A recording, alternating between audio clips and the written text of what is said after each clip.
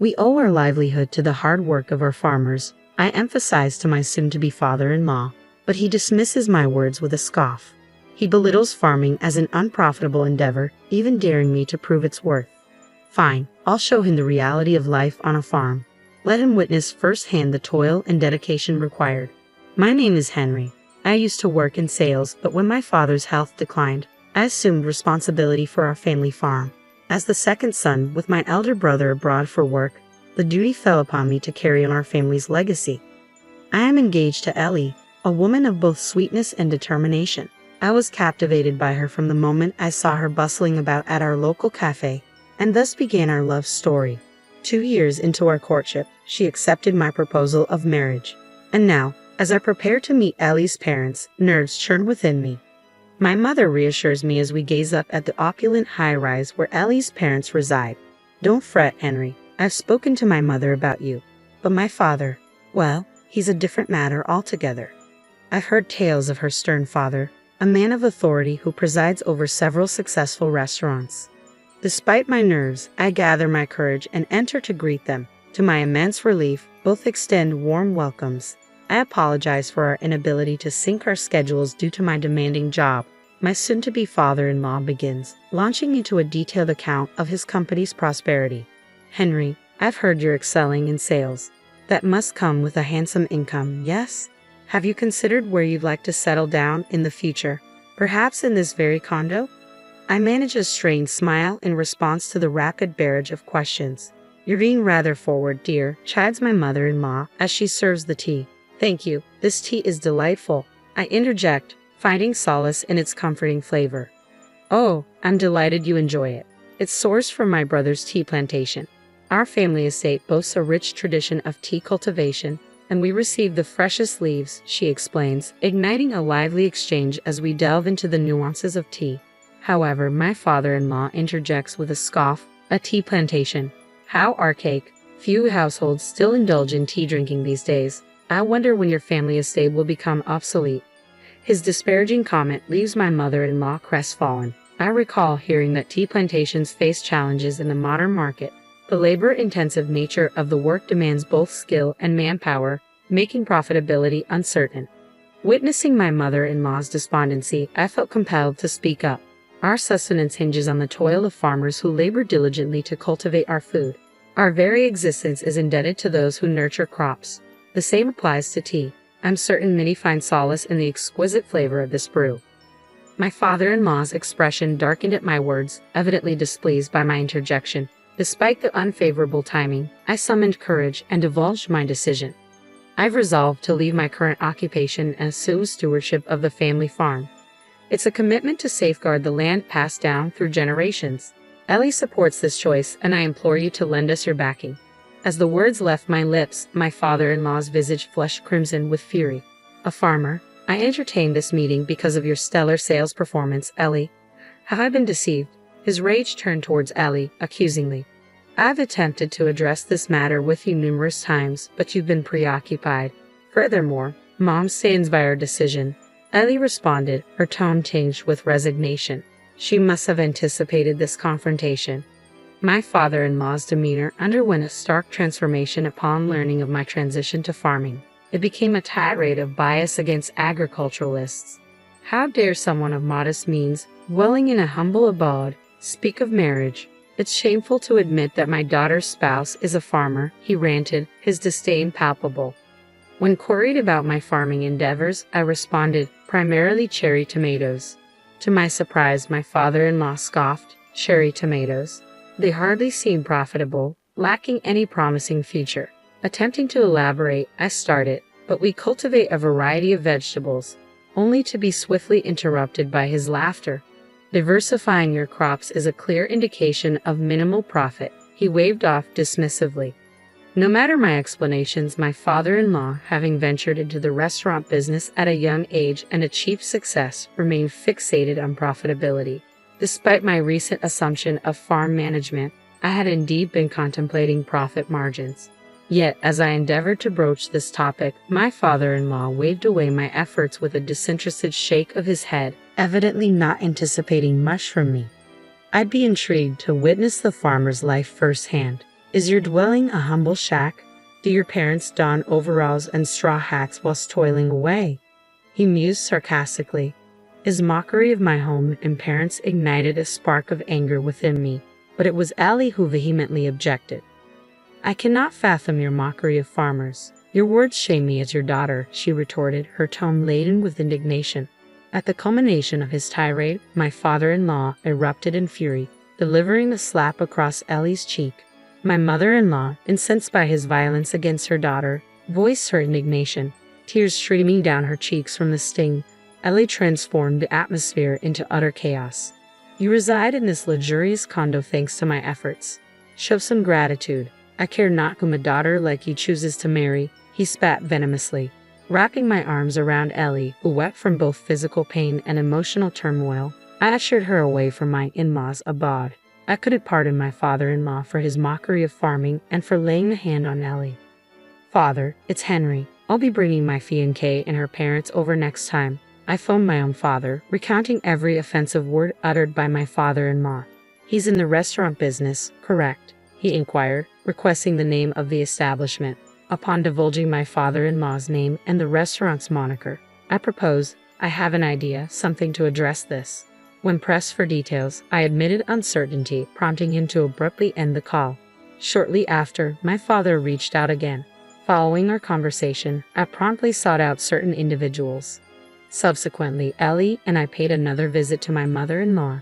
She expressed regret for my father-in-law's haughty demeanor, revealing that his arrogance had escalated alongside his success in the restaurant industry. His ostentatious move to a high-rise condo was merely a display of superiority over those with lesser earnings. It had become routine for him to deride her family's tea plantation, his extramarital affairs conducted with impunity. My mother-in-law confided in me, bearing it all for the sake of Ellie. "I don't wish to burden Ellie and Henry with a divorce," she expressed, her kindness shining through as she considered our well-being. "Please don't concern yourselves with us. Think of your own happiness," I reassured her, prompting gratitude and a gentle smile in return. Expressing his desire to support his brother, who had inherited the family's tea plantation, my father-in-law emphasized the significance of preserving the ancestral farm Henry. "I refuse to witness the demise of a farm that has been a legacy for generations," he asserted. "Thus, I intend to divorce him and return to my parents' home." It became evident that my mother-in-law had already resolved to take this course of action. The day arrived when I escorted my in-laws to my parents' residence. Following our plane descent, we embarked on an hour-long drive through sprawling fields and farms. "It's astonishing that people inhabit dwellings in such rural settings," my father-in-law remarked disdainfully from the confines of the car. Though Ellie and my mother-in-law wore expressions of discomfort, they remained composed, likely bracing for a potential dispute, as he could opt to return home should tensions escalate. "I'm eager to experience the life of a farmer. Do you have an outhouse for a bathroom or something?" My father-in-law jeered, his laughter filling the air. "You'll soon find out when we arrive." After a stretch of driving, we approached a towering gate flanked by imposing walls. "We're here. I've brought everyone," I announced into the intercom, prompting the gate to glide open smoothly. "What an impressive entrance. And the garden is simply stunning," Ellie exclaimed, her spirits lifted as she admired the surroundings. "We have a gardener who tends to it, but it's designed in the English style, in homage to my parents," I explained as we made our way inside. Enthusiastic admirers of Europe, my parents had adorned the garden with many of my mother's beloved roses. Delighted, my mother-in-law strolled into the garden, inhaling the fragrant aroma of the blooms. My father-in-law grumbled disapprovingly, dismissing the garden as lacking in taste. "This way, please," I urged, leading them past the expansive garden towards the grand edifice beyond, the family home. The stately abode boasted 12 rooms, including the spacious living room, dining area, and kitchen. Parked in front of the entrance were 2 luxurious cars and 3 rugged off-road motorcycles, all belonging to us. Surrounding our residence was our extensive farmland. My in-laws and Ellie stood in awe at the sight before them. As we approached, my parents welcomed us with warm smiles. Observing my father-in-law, they exchanged amused glances. "Clearly, they're not clad in overalls," my mother quipped with a grin. Upon entering the living room, we were greeted by a gathering of relatives and acquaintances, all impeccably attired in suits.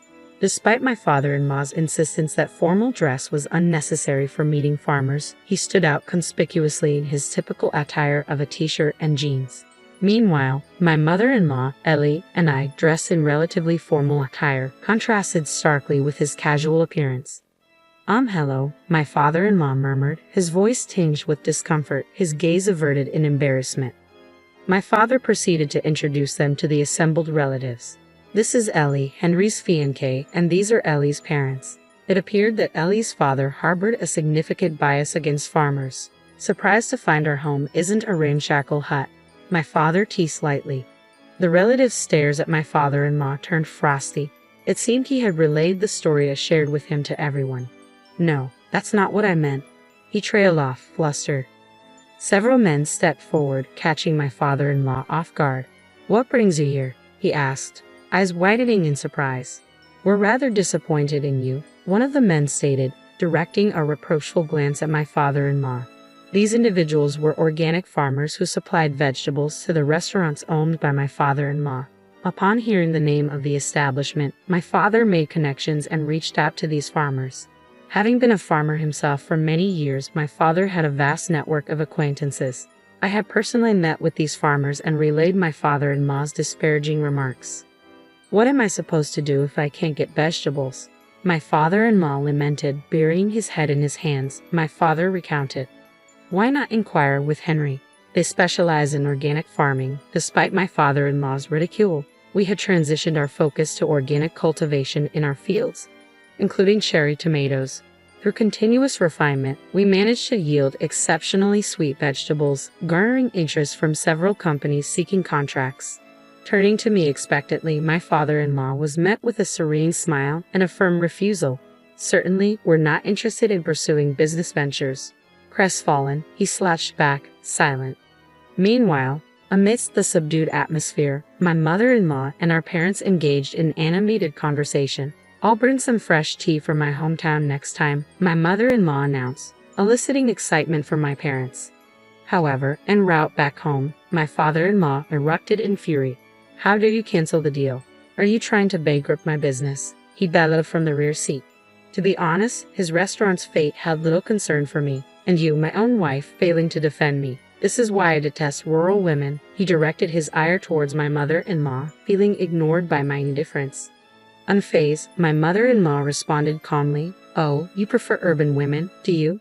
Your current favorite being Mary, isn't that right?" Her composed demeanor only seemed to fuel his rage further. A heavy silence engulfed the car as my father-in-law's complexion paled at her revelation. "Henry hired a detective. You were discreet, so gathering evidence was straightforward. Please arrange the divorce papers and alimony payments," she declared firmly. "Divorce? What nonsense is this? How do you expect to manage without my income?" he retorted in disbelief. She divulged her plan to assist her brother with the tea farm he inherited post-divorce. "Ha," my father-in-law sneered. "A farm teetering on the brink of bankruptcy, isn't it? Very well, I'll grant you a divorce. It's preferable to be with a young woman than to linger with an aging wife." With that, silence enveloped us, thick and suffocating. Upon arrival at the airport, my father-in-law, keen to part ways, strode towards the gate unaccompanied. Ellie, gazing at her father's departing figure, murmured despondently, "To think my father could stoop so low. I believe he'll regret his decision." I consoled her, drawing her close. A few days later, my in-law's divorce was finalized.